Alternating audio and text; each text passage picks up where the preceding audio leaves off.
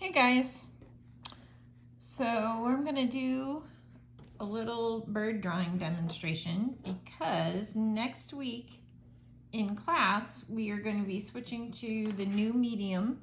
We're switching from watercolor to a medium called gouache, which is going to have some similarities to watercolor, but it is opaque like acrylic paint, closer to acrylic paint, so it's lots of fun. And we're going to be doing, oops, I gotta grab something.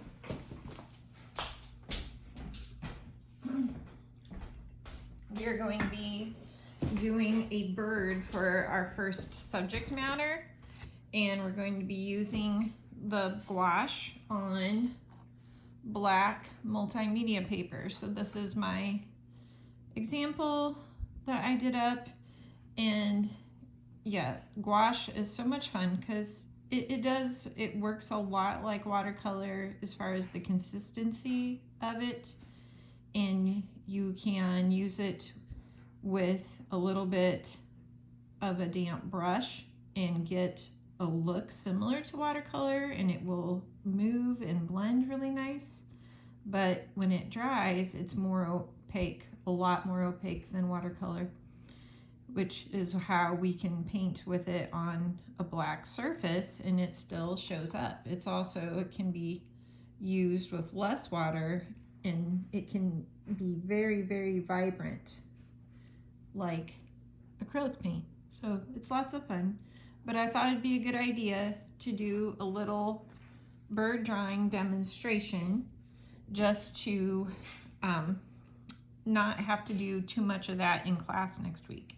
So one of my favorite nature journal artists right now is John Muir Laws, and this is a book that he wrote called The Laws Guide to Drawing Birds, and it has all sorts of absolutely wonderful step-by-step instruction on drawing birds. And because he's a nature journaler, he's looking for lots of realism in his sketchbooks.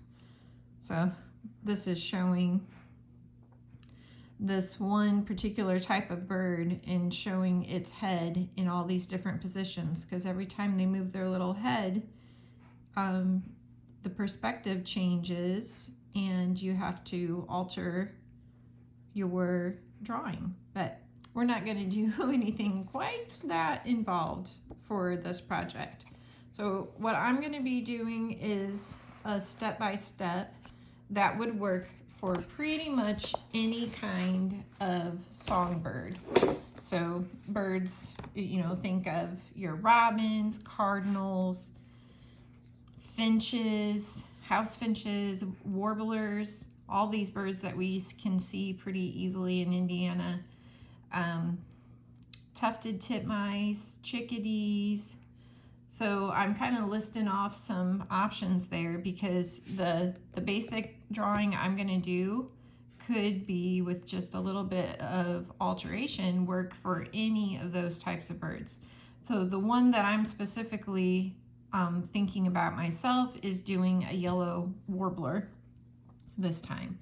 And I'm going to be I'm going to show my planning marks on this page, and I'm going to show them with a blue pen. Hopefully that will show up well. And if I was going to do this one and use it as my finished drawing, of course I'd have to use pencil for my planning marks so that I could erase them, but I want you guys to be able to see them well. So let's get started. The first line we're going to make with drawing a songbird is what's called the posture line. So if you think about that, maybe you have bird feeders at your house, and when you're looking at a particular bird, when it first lands, posture has to do with this end represents the head, so the clicker end. If the bird lands on a little like on a little platform or on a little bar that's on your bird feeder, it might be head up, tail back at a diagonal. But if it lands on the ground and is like a robin and is going to peck at a worm or something, then the posture is different, head down, tail up. So posture line just has to do with the relationship between where the head is and where the tail is. So and it can be, you can put your bird in any posture that you like. Probably the most common that we see bird drawings of, it's that the head is up and the tail is more down. But it could be any way that the bird has landed. So for our little diagram here, I'm going to do a posture line real quick with the blue pen. So that's just my planning line to say, okay, my bird's head is going to be up, his tail is down, so he's at an angle this way. And the next planning mark that I'm going to make, I'm actually going to go ahead and switch to my graphite because I think I probably will be able to keep these lines, is I'm going to look for what does the top line of my bird look like. So I want to think from wherever my bird's beak is, I want to just look at the contour of the top of the bird. So starting at the beak, curving up over the head, it's probably going to come in a little at the neck.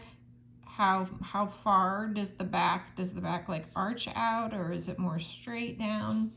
And all the way down to the tip of the tail. So that's the top line. It's the contour of the top of the bird. And it's a great place to start because we can do that kind of quickly.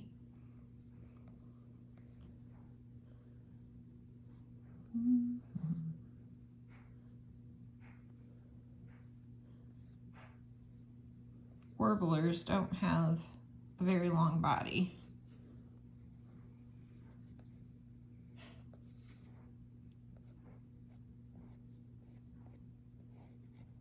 So that posture line is kind of cutting through the middle of my bird's body. So there's my top line. The next line I'm going to do is the bottom contour. So I'm going to start underneath where the bill is, and I'm going to just do the contour that I see, that I notice from the bottom of the beak all the way back to the bird's tail from looking at the bottom, the belly of the bird.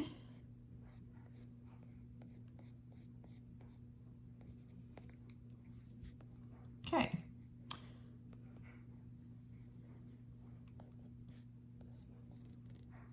Okay, so we do a quick planning line for the posture line, then we outline the top contour of our bird, then we outline the belly of the bird, and next I'm going to put in the eye beak line. So this is where, and I kind of already have this space that I left in between my top line and my bottom line. So I'm going to put in an eye beak line, because in songbirds, in most of them, wherever their beak opens, the hinged part, usually their eye sits on top of that. In most of the songbirds, it can be a little different if we're drawing like a water bird, like a kind of duck or something, or definitely a heron is going to look a little different. So I'm going to indicate where that eye sits on top of my eye beak line, and then I'm going to sketch in, looking at my reference, the top of the bird's beak, the bottom of the bird's beak is usually smaller. Sometimes, like on a cardinal, they have a much more hooked beak. But on these little warblers, their beaks are pretty straight coming out from their head. And I might make little adjustments here and there to get more of his curves in. Okay. All right. Posture line, top line, belly line, eye line, sketch in my eye, and next I'm going to do like just the outline of the wings. And of course, if our bird is seated, then his wings are going to be folded up against his body. And when you guys go to do this, you're going to use a reference too. So you'll have something to look at and judge. Okay, so when the bird's wings are folded up, how much of the wing, how far on its body does the wing come down? Because it's different depending on what kind of bird you're drawing. This little warbler, you can kind of see some of his wing on the other side.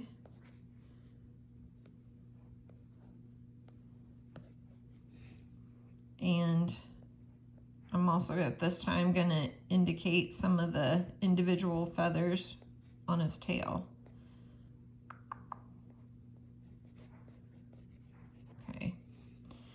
And I might go ahead and just kind of make some marks to show where the different sections of his wing are.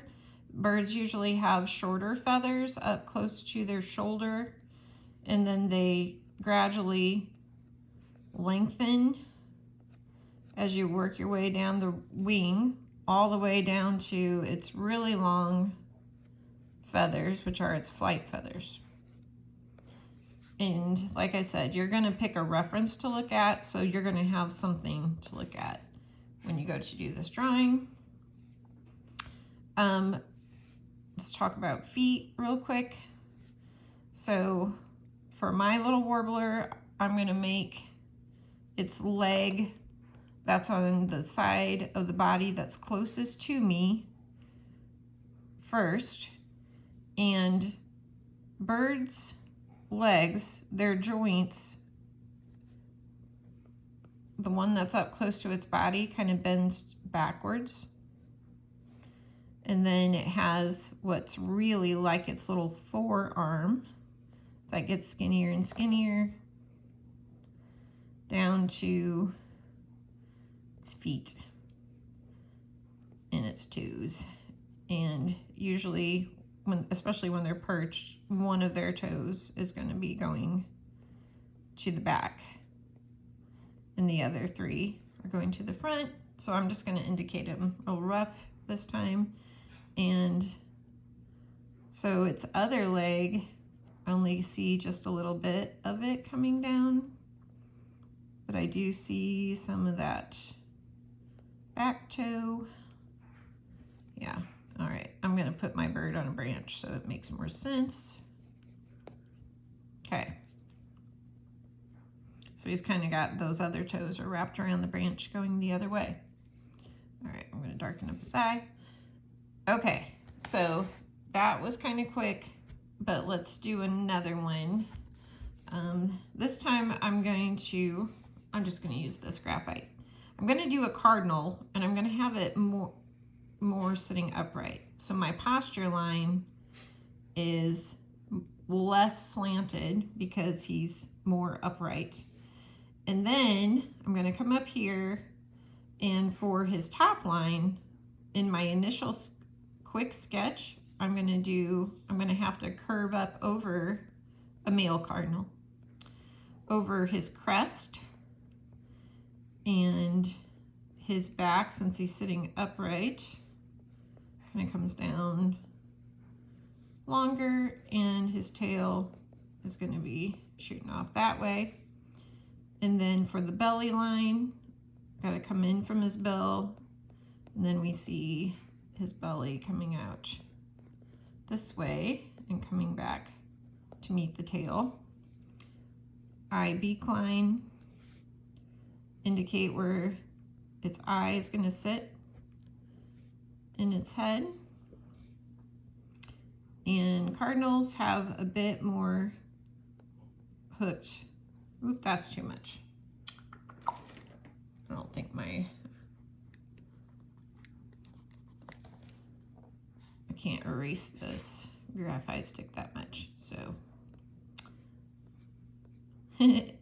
These graphite sticks are great for doing planning sketches and practices, but not so good for doing detailed drawings that you're going to want to keep because they are very hard to erase. And so please ignore that my cardinal looks like he has a hawk bill right now. And I would indicate where his wing is and some of the different feathers lengths that I see.